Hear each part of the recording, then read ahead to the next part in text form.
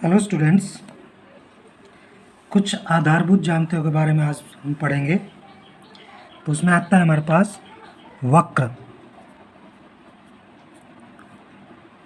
वक्र किसे कहें हम? तो आपने कभी कागज़ पर पेंसिल से टेढ़ी मेढ़ी रेखाएं खींची होंगी। इस प्रकार जो हमें आकृतियाँ मिलती है उसे हम वक्र कहते हैं। जो टेढ़ी मेढ़ी आकृतियाँ खींचते हैं उसको हम वक्र कहते हैं। जैसे हम बिना पेंसिल के उठाए आड़ी टेढ़ी आकृतियाँ जो हम कागज़ या किसी समतल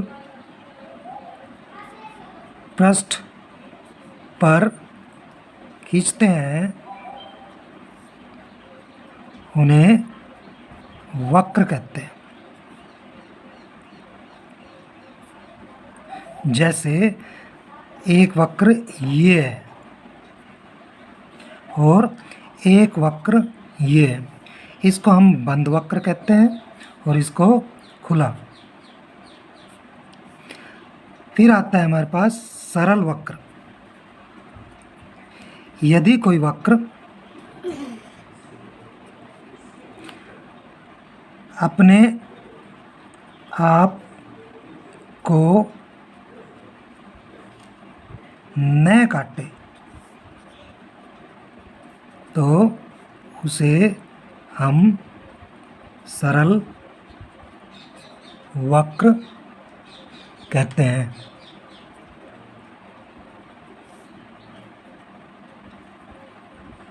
जैसे ये सारे बंद वक्र भी है और सरल वक्र भी है। फिर हमारे पास आता है वक्र का अभ्यंतर। जैसे हमारे पास ये एक वक्र है तो ये इसका अभ्यंतर है। जैसे ये अभ्यंतर में है, ए बिंदु इसके अभ्यंतर में है, परिसीमा बी बिंदु इसकी परिसीमा पर है और बहिर्भाग यानी बाहर, और सी बिंदु इसके बाहर स्थित है। तो वक्र के अभ्यंतर और परिसीमा से मिलकर जो वक्र का चित्र बनता है उसे बंद वक्र कहते हैं। यानी वक्र का अभ्यंतर और परिसीमा के अंदर जो चित्र बना उसको हम बंद वक्र कहते हैं। उसके बाद आता है हमारे पास बहुभुज। केवल रेखाखंडों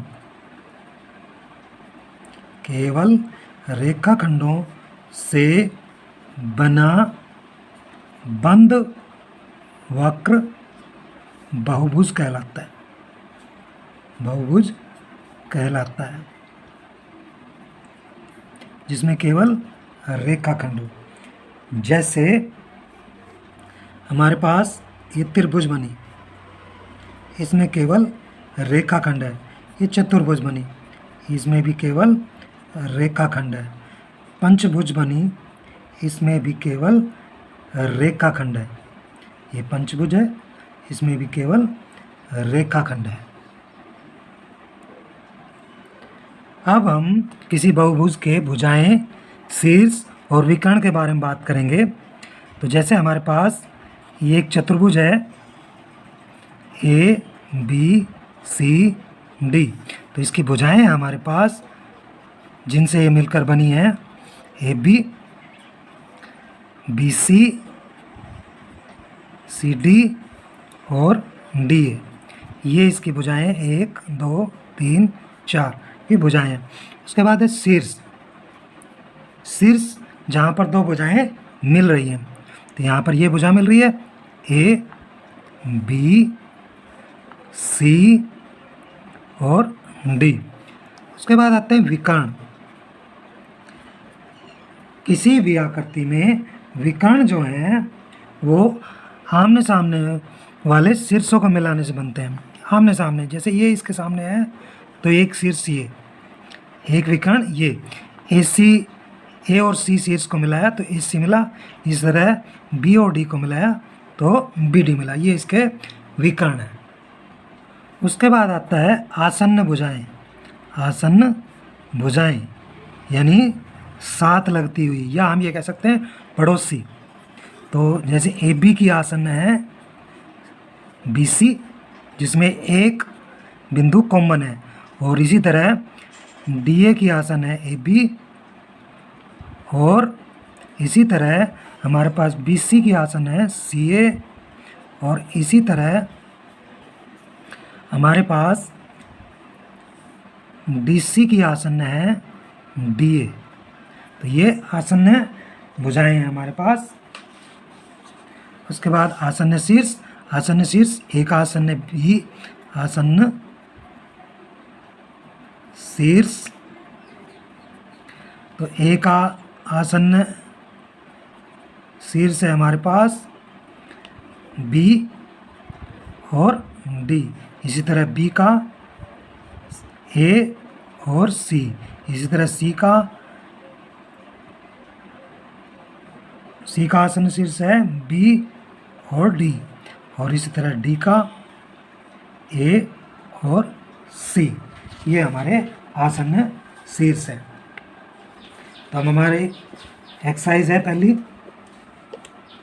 हमारी पहली एक्सरसाइज है कि पहला सवाल है कि खुली और बंद आकृति के रूप में बताइए। तो ये हमारा खुला वक्र है, खुला वक्र है।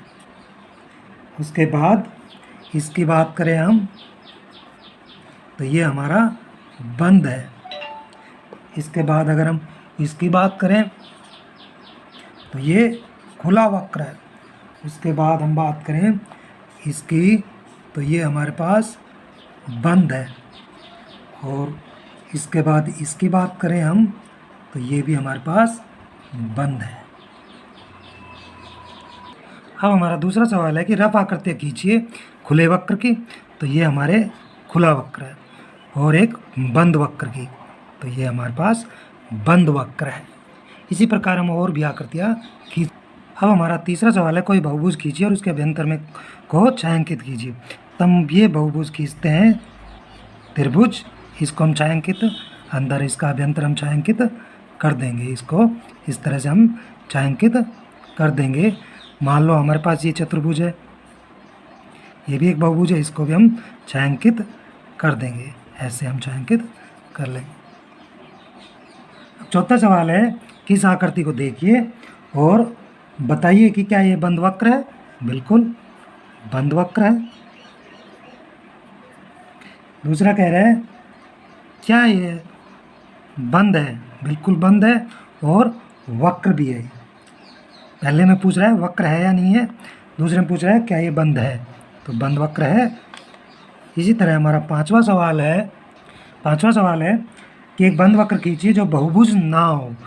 एक बंद वक्र खींचिए जो बहुभुज ना हो। तो एक बंद वक्र हम खींच लेते हैं, ये खींच दिया हमने, और ये बहुभुज नहीं है। ये हमारा इसका ए भाग है। फिर है बी, केवल रेखाखंडों से बनी एक खुली आकृति। तो ये रेखाखंडों से बनी हुई एक खुली आकृति है। दो भुजाओं वाला एक बहुभुज, तो दो भुजाओं वाला एक बहुभुज नहीं होता है, तो इसको हम ऐसे खींच देंगे, खुली आकृति, ये बहुभुज खिंच जाएगा। दो भुजाओं से कोई बहुभुज नहीं बनता, तो संभव नहीं है, क्योंकि हम इससे बनाते हैं, तो इसलिए ये बहुभुज संभव नहीं है। वीडियो पसंद आया हो तो लाइक और शेयर कीजिए, ताकि हम और अच्छे अच्छे वीडियो आपके लिए बना सकें।